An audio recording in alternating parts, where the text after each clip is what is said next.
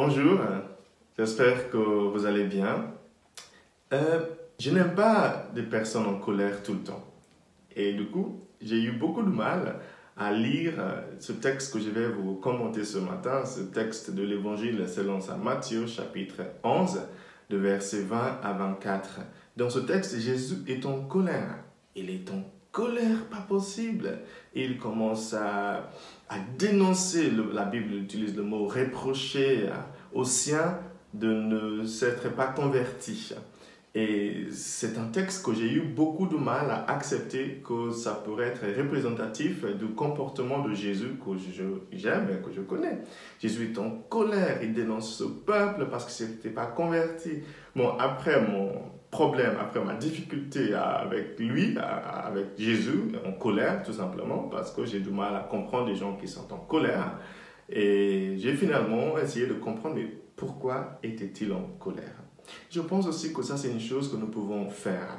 Plutôt que d'éviter ou de fuir toute personne en colère, peut-être c'est important parfois de se demander, mais pourquoi est-elle en colère? Pourquoi est-il en colère? Et ça, on ne peut savoir qu'en écoutant la personne. Donc, dans ce texte, la première chose que j'aimerais souligner, c'est que Jésus est en colère parce que ces gens ne s'étaient pas convertis. Il a fait beaucoup de miracles chez eux et pourtant, ils n'ont pas changé. Le mot conversion veut dire changer tout simplement. Mais le mot miracle, ça veut dire en grec un signe.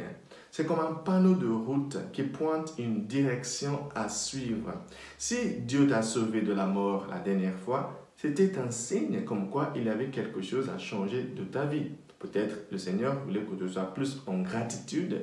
Peut-être il voulait que tu vives plus légèrement, peut-être il voulait que tu prennes plus de médicaments, peut-être il voulait que tu passes plus de temps avec ta femme, avec ton mari, avec tes enfants. Je ne sais pas ce que le Seigneur voulait te pointer par le miracle que tu as eu la dernière fois. Mais ce qui met Jésus en colère aujourd'hui, c'est que quand les gens vivent des miracles, ils ignorent le signe, ils ignorent le message. Et ça met Jésus en colère. Donc il faut que nous comprenions que chaque miracle, déjà le miracle de se lever le matin, chaque miracle, c'est un signe comme quoi il y a une nouvelle direction à prendre.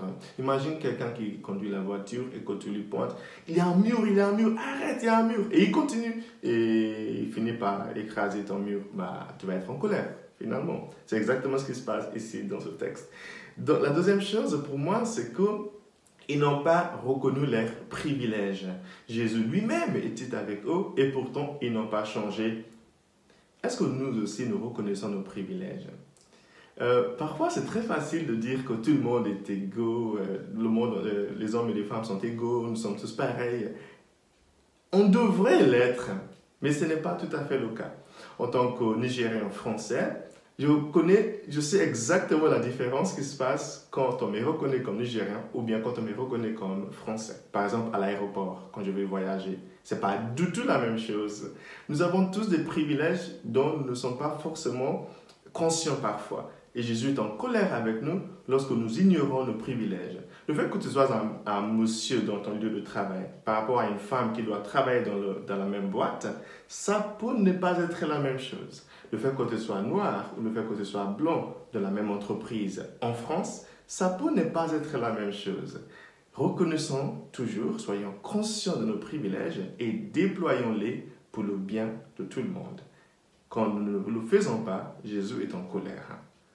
La troisième chose que j'aimerais souligner de ce texte, c'est que ces gens se croyaient invincibles. Et Jésus les compare aux pays dans le passé, Sidon et Tyr, qui se croyaient aussi invincibles, mais qui se sont écroulés au fil du temps.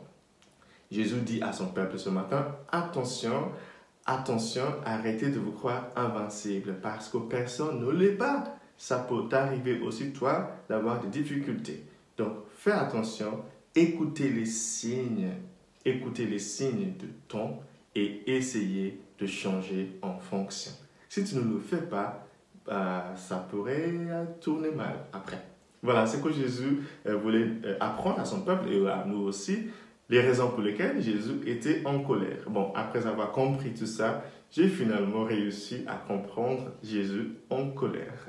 J'espère que la prochaine fois que quelqu'un sera en colère en face de toi, plutôt que de fuir comme moi je faisais, tu vas essayer de l'écouter et comprendre pourquoi cette personne est en colère. Que Dieu te bénisse aujourd'hui, c'est lui qui est le Père, le Fils et le Saint-Esprit. Amen.